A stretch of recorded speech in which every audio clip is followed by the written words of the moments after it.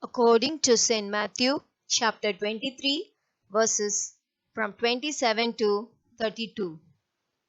How terrible for you, teachers of the law and Pharisees, you hypocrites! You are like whitewashed tombs, which look fine on the outside, but are full of bones and decaying corpses on the inside. In the same way, on the outside you appear good to everybody, but inside you are full of hypocrisy and sins.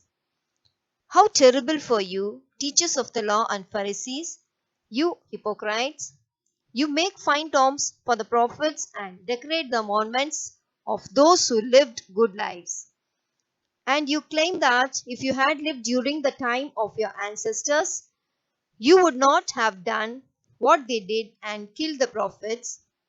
So you actually admit that you are the descendants of those who murdered the prophets. Go on then and finish what your ancestors started. Thanks be to God.